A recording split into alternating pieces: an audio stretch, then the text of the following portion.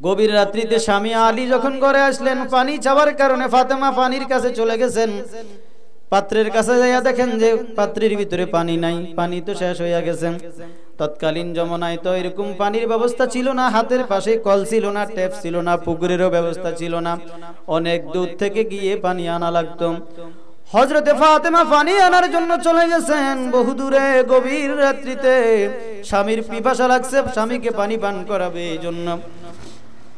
হযরতে আলী যুদ্ধের ময়দান থেকে আসছে, শরীরটা ক্লান্ত, এই কারণে বিছানার সঙ্গে পিঠ লাগানোর সাথে সাথে হযরতে আলীর ঘুম চলে আসছে। ফাতেমা পানি আনিয়া দেখে যে স্বামী তো ঘুমাইয়া গেছে। ফাতেমা পানির পাত্র হাতে নিয়ে স্বামীর শিয়রের পাশে দাঁড়িয়ে আছে। স্বামীর ঘুম ভাঙে না, ফাতেমা পানির পাত্র হাত থেকে রাখতেছে না। স্বামী ঘুম থেকে উঠলে তাকে পানি পান করাবে, কিন্তু স্বামীর তো ঘুম ভাঙে না। মসজিদে নববীতে হযরতে বেলাল ফজরের আযান দিতেছে, হাইয়া আলাস সালাহ, হাইয়া আলাস সালাহ, তোমাদের কল্যাণের জন্য আসো, হাইয়া আলাল ফালাহ, হাইয়া আলাল ফালাহ, তোমাদের মঙ্গলের জন্য আসো, আস-সালাতু খায়রুম মিনান নাওম, ও আল্লাহর বান্দা ঘুম ছাড়ো, ঘুম হইতে নামাজ তোমার জন্য ভালো হবে। এইভাবে যখন মসজিদে নববীতে হযরতে বেলাল আযান দিতেছেন, ফজরের আযানের আওয়াজ হযরত আলীর কানের মধ্যে যাওয়ার সঙ্গে সঙ্গে হযরত আলী ঘুম থেকে জাগ্রত হয়ে গেছেন। জাগ্রত হইয়া দেখে যে ফাতেমা পানির পাত্র হাতে নিয়ে দাঁড়িয়ে আছেন। আলী ডাক দিয়া বলে, ফাতেমা, ব্যাপার কি? এই শীতের রাত্রিতে তুমি পানির পাত্র হাতে নিয়ে এভাবে দাঁড়িয়ে আছো কেন? ফাতেমা ডাক দিয়ে বলে, স্বামী, আপনি তো আমার কাছে পানি চেয়েছেন, ঘরের ভিতরে পানি না থাকার কারণে আমি পানির জন্য চলে গেলাম, পানি আনিয়া দেখি আপনি ঘুমাইয়া গেছেন। আলী ডাক দিয়ে বলে, ফাতেমা, তুমি তো পানির পাত্র রাখিয়া ঘুমাইয়া যাইতে পারতাম। ফাতেমা ডাক দিয়ে বলে, স্বামী, আপনি যুদ্ধের ময়দান থেকে ক্লান্ত অবস্থায় আসছেন, পানি চেয়েছেন, পানি না থাকার কারণে আমি পানির জন্য চলে গেলাম। আপনি যদি এখন ঘুম থেকে উঠার পরে যদি হাতের কাছেই পানি না পান, আপনার কষ্ট হবে। এই কথা চিন্তা করিয়া আমি ফাতেমা ঘুমাই নাই, পানির পাত্র হাতে নিয়ে দাঁড়িয়েছিলাম। হযরত আলী ফাতেমার এরকম কষ্ট দেখে, স্বামীর জন্য এরকম আনুগত্য, স্বামীর প্রতি এত ভালোবাসা দেখে সঙ্গে সঙ্গে দুই হাত উত্তোলন করে রব্বে কারীমের কাছে হাত তুলে দোয়া করতেছেন, রব্বে কারীম, আমি আমার স্ত্রী ফাতেমার প্রতি রাজি এবং খুশি হয়ে গেলাম। তুমি আমার স্ত্রী ফাতেমাকে জান্নাতের সমস্ত মহিলাদের সর্দারনি বানাইয়া খুশি করে দাও। স্বামীর দোয়া স্ত্রীর জন্য কত দ্রুত কবুল হয়ে গেছে। মসজিদে নববীতে রাসূল আকরাম সাল্লাল্লাহু আলাইহি ওয়াসাল্লাম ফজরের নামাজের ইমামতি করার জন্য আসলেন। সাহাবায়ে কেরামও নামাজ পড়ার জন্য আসলেন। নামাজ শেষ, সাহাবায়ে কেরাম ফজরের নামাজ আদায় করে চলে গেছেন যার যার কর্মে, যার যার বাড়িতে। রাসূল আকরাম সাল্লাল্লাহু আলাইহি ওয়াসাল্লাম মসজিদে নববী থেকে বাইর হলেন।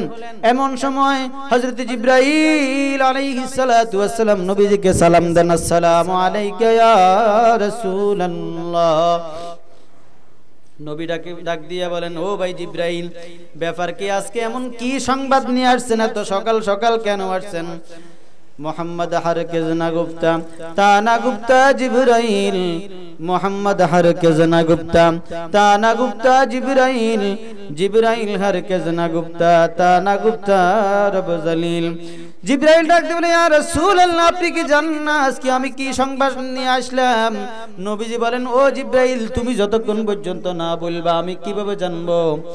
তখন জিবরাইল বলে, ইয়া রাসূলুল্লাহ, আপনার মেয়ে ফাতেমা গত রাতে এমন একটি আমল করছে যে আমলের বদৌলতে আল্লাহ পাক তাকে জান্নাতের সমস্ত মহিলাদের সর্দারনি বানায় দিয়েছেন।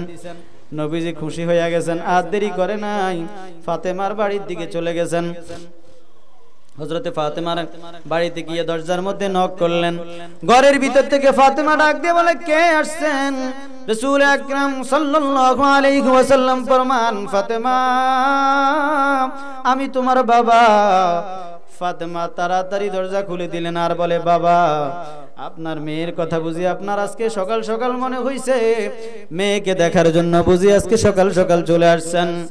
রাসূল আকরাম সাল্লাল্লাহু আলাইহি ওয়াসাল্লাম বলেন, আমি আমার মেয়ে ফাতেমাকে দেখার জন্য আসি নাই, আমি আসছি জান্নাতের সমস্ত মহিলাদের সর্দারনি ফাতেমাকে দেখার জন্য। ও ফাতেমা, গত রাত্রে তুমি কি এমন আমল করছো যে আমলের কারণে আমার আল্লাহ তোমাকে জান্নাতের সমস্ত মহিলাদের সর্দারনি বানিয়ে দিয়েছেন? ফাতেমা ডাকতে বলে, ইয়া রাসূলুল্লাহ, আমি এমন কোন আমল তো করি নাই যে আমলের বদৌলতে আমার আল্লাহ আমাকে এত দামি করবেন, এত সম্মানিত করবেন। তবে আমি আমার স্বামীর একটা খেদমত করেছিলাম। গভীর রাত্রে যুদ্ধের ময়দান থেকে আসছে, পানির পিপাসা নিয়া, ঘরের ভিতরে পানি না থাকার কারণে পানির জন্য চলে গেলাম। পানি আনিয়ে দেখি স্বামী ঘুমাইয়া গেছে। সারা রাত্র স্বামীর শিউরের পাশে পানির পাত্র হাতে নিয়ে আমি দাঁড়িয়েছিলাম। ফজরের আজানের আওয়াজে স্বামীর ঘুম ভাঙলো। ঘুম থেকে জাগ্রত হইয়া স্বামী আমার এই কষ্ট দেখে আমার জন্য আল্লাহর কাছে দোয়া করছেন, রব্বুল আলামিন, আমার স্ত্রী ফাতেমাকে তুমি জান্নাতের সর্দারনি বানাইয়া খুশি করে দাও।